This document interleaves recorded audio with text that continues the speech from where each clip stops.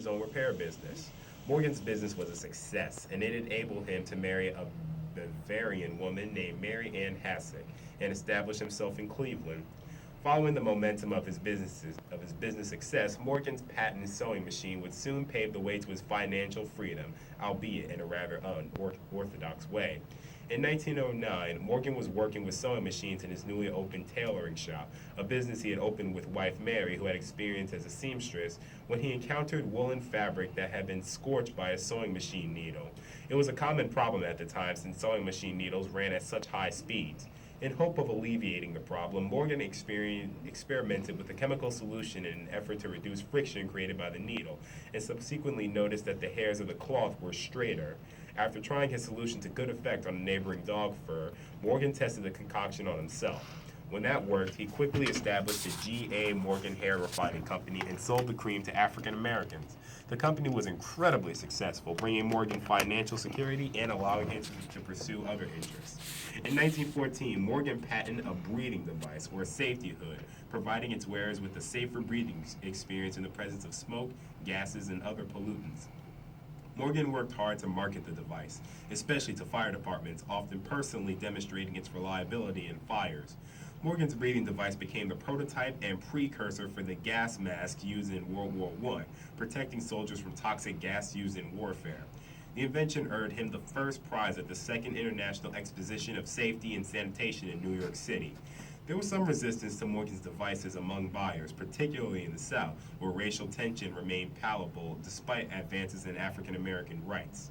In an effort to counteract the resistance to his products, Morgan hired a white actor to pose as the inventor during presentations of his breathing device. Morgan would pose as the inventor's sidekick, disguised as a Native American man named Big Chief Mason, and wearing his hood, entered areas otherwise unsafe for breathing. The tactic was successful. Sales of the device were brisk, especially from firefighters and rescue workers. In 1916, the city of Cleveland was drilling a new tunnel under Lake Erie for fresh water supply. Workers hit a pocket of natural gas, which resulted in a huge explosion and trapped workers underground amidst suffocating noxious fumes and dust. When Morgan heard about the explosion, he and his brother put on breathing devices, made their way to the tunnel, and entered as quickly as possible. The brothers managed to save 2 lives and recover 4 bodies before the rescue effort was shut down. Despite his heroic efforts, the publicity that Morgan garnered from the incident hurt sales. The public was now fully aware that Morgan was African American, and many refused to purchase his products. Adding to the detriment, neither the inventor nor his brother were fully recognized for their heroic efforts at Lake Erie, possibly under another effect of racial discrimination. Morgan was nominated for a Carnegie Medal for his efforts, but ultimately wasn't chosen to receive the award. Additionally, some reports of the explosion named others as the rescuers. While the public's lack of acknowledgement for Morgan and his brother's role at the Cleveland explosion was undoubtedly disheartening, Morgan was a voracious inventor and observer who focused on fixing problems and soon turned his attention to all kinds of things, from hats to belt fasteners to car parts. The first black man in Cleveland to own a car, Morgan worked on his mechanical skills and developed a friction drive clutch. Then in 1923, he created a new kind of traffic signal, one with a warning light to alert drivers that they would need to stop.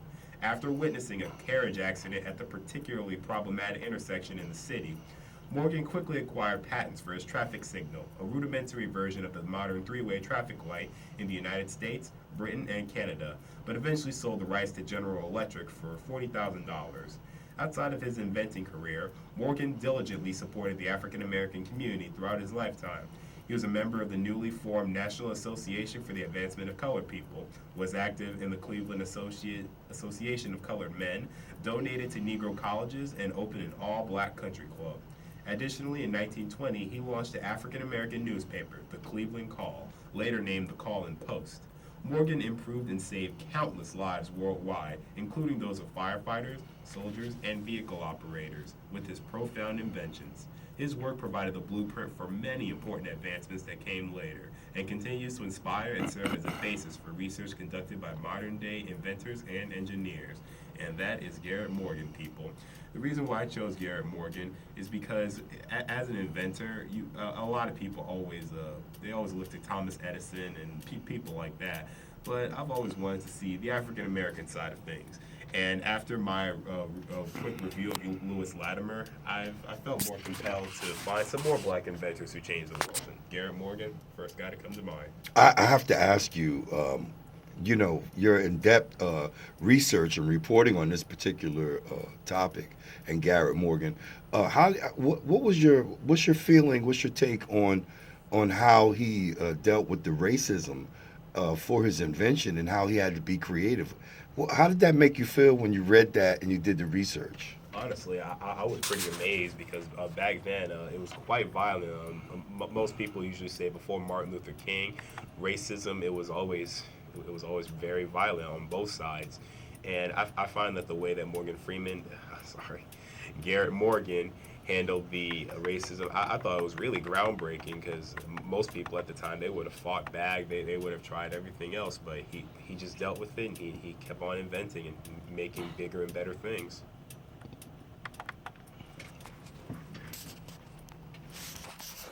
Okay, let's see what we can do musically. Of course.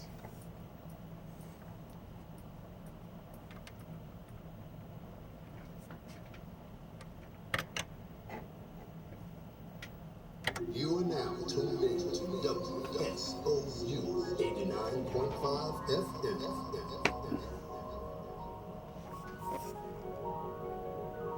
The problem is I'm trying to do too much at one time. Where are they? You see them out there?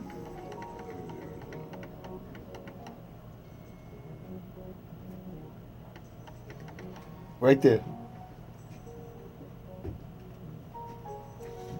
Don't look at me like it's my fault that you got lost. You don't have a real good sense of direction, do you? No, but I want to figure stuff out for myself, and I'm like, enough is enough. You won't get lost again, though, will you? No. That's good. Can you do your poem for us? Okay. You don't even need no script, do you? Oh, you got it on your phone. Every time you go in the air, you have to speak directly into the microphone, and you have to have the earphones on, right? You got to tell me your first and last name again. Morris or Moss? Introduce myself? Oh yeah.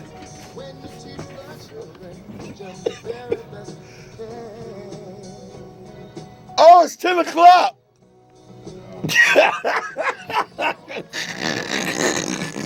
I kind of knew that, but I had to say that anyway. Okay. Yeah. We're going to go put the earphones back on. I'm ready.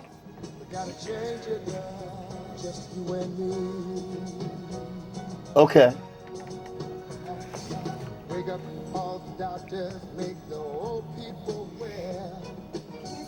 Give me one sec. Okay, so are you ready? Yes, I am.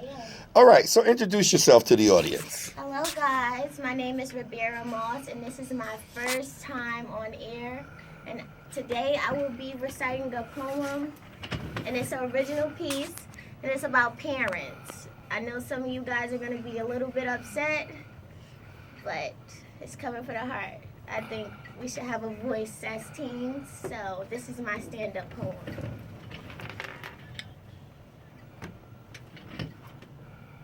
Most parents are hypocrites. Now, I am not trying to offend. I openly admit in most instances, parents are legit. But in everything we do, you act as if mistakes are new, as if you've never been in our shoes. I'm big, you're small, I'm right, you're wrong, and there is nothing you can do. You make our decisions sound irrational and practical, but I'm pretty sure there was a time that you had the exact same fault. You forget you are exactly like me, except when it's time to remind me that you know better and close the argument with experience the greatest teacher. But see, that doesn't always work. Just because you spend years in a classroom doesn't necessarily mean that you always learn. How comfortable would you feel standing on the front line with a general that keeps on enforcing his role and importance, but spends the whole time investing in enforcement? You forget you were exactly like me. You shared crazy childhood memories, how you and your crew ran the streets smoking on green, but when it is time for your child to experience for themselves, was my life not a good enough example for you? They say to stop being a victim and be a survivor. They say life is too short, so live it while you can. But how is that possible when you're constantly dictated by man? And why do I get in trouble for taking up for myself when I feel I'm in the battlefield of I am the adult? Instead of finding our actions so baffling, how about you take a trip down memory lane and witness all the things that you did when you were just a kid? Remember all the talents that we had, the ink that stained white pages to make them come alive and feel all the intense emotions we have inside. Look deep into our eyes and remember the beautiful, intelligent young men and ladies you raised to become future doctors, lawyers, dancers, actors, and writers. Sometimes we lose sight of what's taught, but it's always instilled to us, immune to us. Like the words Granny said months before laying in her deathbed, you're going to be a star. So I recite those words every single day, because I know this phase will not dictate who I become. Life ain't no walk in the park. Now, let me take that back, because nowadays a walk in the park turns into a murder scene. An innocent teen dropping to their knees, begging to God, please, don't let me be the victim. And we haven't seen life yet. I had 4 friends die in less than 2 years. So you can keep going on about all the poor choices we make and how our decisions is such a disgrace. You forget you are exactly like me. Start remembering those childish days, because it can be your child laying in a grave. Most parents are hypocrites. Now, I'm not trying to offend. I openly admit, in most instances, parents are legit. Thank you so much, guys. I hope you enjoyed it.